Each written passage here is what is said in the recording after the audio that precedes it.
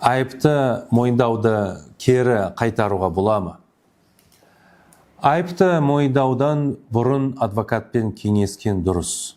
Өйткені егер ол шын ниетпен жасалмаса, немесе заңсыз алынған болса, кейіннен айыптауға алып келу мүмкін.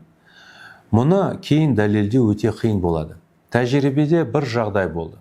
Онда ұсталған адам оперативті қызметкерлерге сеніп, жасамаған ісі үшін өзіне айыпты мойындады. Сонда қорғау күш жігеріне қарамастан ол ауыр жазамен үкімделді. Бірақ үмітсізденуге болмайды. Қол қойған айыпты мойындауды кері қайтару мүмкін, бірақ осы үкімді жою процедурасы өте күрделі және істің нақты жағдайларына байланысты. Жалпы жағдайда айыпты мойындау ерікті, саналы және белгіленген тәртіппен жасалған болса, ол түпкілікті деп есептеледі. Алайда егер қысым астында алынғаны, құқықтары дұрыс түсіндірілмегені немесе процессуалдық нормаларын бұзылуымен байланысты объективті дәлелдер бар болса, оны жоюға тырысуға болады. Мысалы, күдіктіні Қуаныш сот алдындағы тергеу барысында айыпты мойындамайым деген құжатқа қол қойды.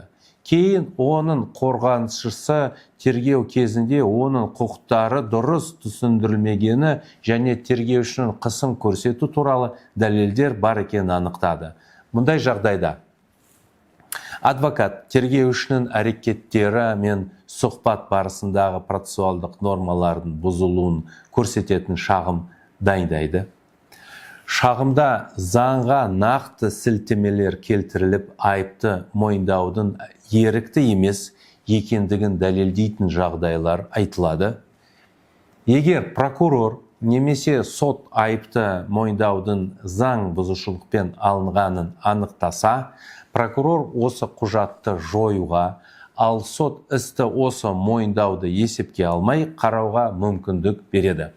Осылайша, қол қойылған айыпты мойындауды кері қайтару мүмкін, егер оны ерікті және саналы түрде жасалмаған немесе оны алу кезінде процессуалдық бұзушылықтар болғаны дәлелденсе.